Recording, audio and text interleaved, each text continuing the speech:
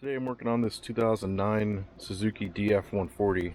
It's a 4-stroke, 140 horse, obviously, outboard engine. And I'm going to be replacing the fuel pump. And I wanted to let you in on a little trick that I found. So the proper procedure for replacing the high pressure fuel pump, which is in the VST, the vapor separator tank, which is located behind this intake manifold here. The proper procedure is to literally take off the fuel rail, remove the fuel injectors, disconnect all the hoses, disconnect the throttle body, all the linkages, then remove the entire intake manifold. I'm not going to do that today, actually. I'm going to show you a much easier way, at least that I found, and it fits my scenario at least. So obviously remove these plastic pieces, which I already pre-removed. There's just one Phillips screw there, and then a couple of rubber pieces that fit it to the motor. Then I removed this plastic piece, which was two 10mm bolts. Just take that off, get it out of the way. And you can see I've already pre-disconnected some of this stuff. I sort of wanted to prove the concept before I recorded the video. Rooster's over there making a crap ton of noise. So anyways, if you remove this fuel filter here on the top, which you're going to want to do anyways if you're replacing the fuel pump, you might as well put a brand new filter on it. It's only 10 bucks, right? So get that out of the way. Disconnect the little wire harness down there. You've got a 12mm bolt and then a fuel line that comes out and connects to the mechanical fuel pump here on the side of the block. It's easier if you disconnect that from the mechanical fuel pump rather than trying to reach inside and disconnect it from the VST. You can literally just feed this through. So once you've got all your hoses out of your way, you've got your wire disconnected, you've got a 10mm bolt on this side, on the left side here, and then you've got Phillips head screws. Not sure if you can see them down there, but there's a total of 6 of them, I believe, right? 1, 2, 3. Sorry, there's 5 of them. That thing is gnarly. Alright, anyways. So, yeah. I think it's 5 Phillips head screws down there. And if you've got a Phillips head screwdriver that has this little hex piece on it, where you can fit a wrench onto it, that makes life a lot easier, because then you can stick the screwdriver down on the screw, pass the wrench through these slots on the intake manifold, and it'll help you apply pressure to the top of the screwdriver while you're starting those screws with the wrench from the side. I definitely recommend. I know these are pretty common with Snap-on. This is a Snap-on, but even some of the Harbor Freight brands have that little hex piece in there. So just something to recommend. The tricky one is going to be down here on this side of the VST. I mean, you can see I've already taken that screw out, but it's a real pain to get to. You can't quite get it with the screwdriver because you've got a part of the VST housing right above here where the bolt attaches to. Doesn't allow you to get the screwdriver square on there. Man, these hornets or wasps or whatever they are, goodness. So what I did for that one is I've actually got a little Phillips bit and a wrench that fits on that, and I can, it's hard to do this one-handed, but I was able to pass these pieces through there and back off the screw enough to the point where I could reach in and spin it the rest of the way off with my fingers. And then once you have those disconnected, jeez.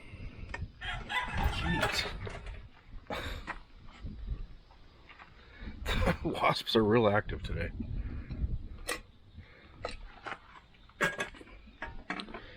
Now once you've got everything undone, you can just grab a hold of the top of the VST. I mean, you don't want to pull super hard because you don't want to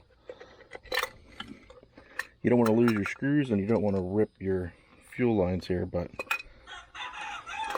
let me set the camera down 1 second.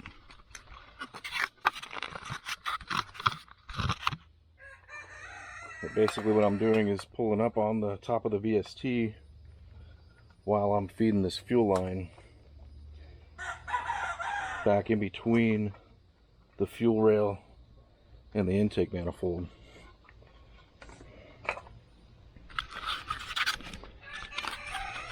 So here you go. So I can just pop the fuel line out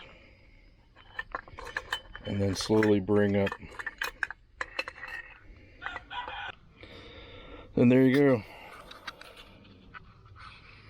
We got the top of the VST out with the fuel pump attached. So then you just remove that fuel pump, install your new one, put it all back in the reverse direction. So I'm going to go ahead and do that now. Now, I am installing an aftermarket fuel pump, and something really important I noticed while I was putting everything together, because this little wire harness here does not come attached to the pump, and it doesn't have a connector like this is the factory one. This end goes into the top of the VST, this end goes into the pump, or vice versa. Really, it doesn't matter, it's all the same. But this just has one connector end. The other end screws or threads onto the top of the fuel pump, locks on with nuts and lock washers, and then this little plastic cap goes over top of that. But like I was saying, the one thing I noticed when I was putting this together was the blue wire here on the factory pump. Let's see, what did I do with that?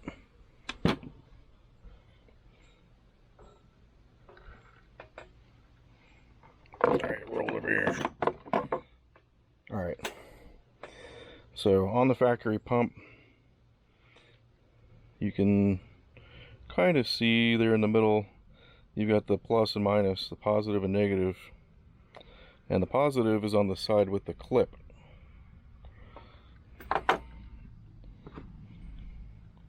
And then you can see there's a clip side, you've got the blue wire.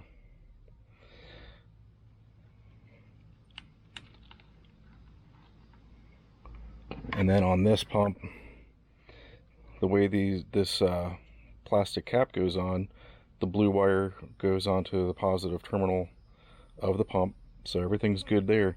But this little connector, the polarities were backwards. The blue wire, which is the positive, was not on the clip side, they were reversed. And so I had to take a pin, pop the little terminals out, and flip them so that they'd be the correct polarity. If I had not paid attention to that, and I would have installed this pump with the connector the way that they assembled it, it would have been in reverse polarity and wouldn't have been pumping in the correct direction. So that would have been really bad, and I would have been scratching my head trying to figure out why my engine doesn't run, until I took it all back apart and finally figured it out. So saved myself a lot of time and headache by just double checking the wires and the connectors, make sure they're all correct. And also remove the little particulate filter that's on the bottom of the factory pump. And assuming that it's not damaged, which this one's not damaged,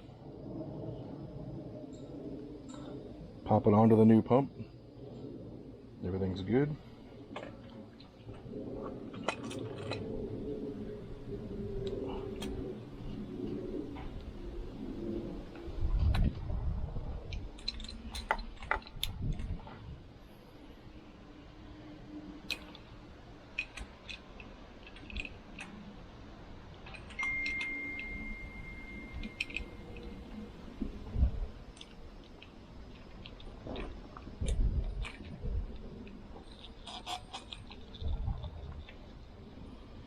Also make sure the wires for the connector don't interfere with the float valve here.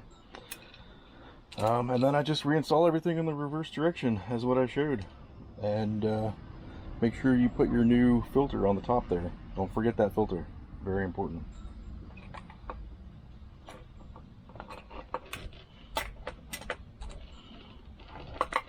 It's like 10 bucks. So yeah, if you got one of these Suzuki DF140s, or I believe a 120 or a 90 or something like that, there's a range of motors that are pretty much the same setup as this one. Hopefully that'll save you some time and a few bucks too, because obviously if you're working on a boat engine, you know, the more things you take apart, the more things you're going to end up having to replace, between gaskets, hoses, wire connectors, and all that. As soon as you start taking stuff apart, things start cracking, splitting, and all that. So you just get yourself into a little bit more trouble than you bargained for, unless you want to just do a complete refresh. But if not, like on this thing, everything's in pretty good shape for the year, so no need to tear all this crap down unnecessarily.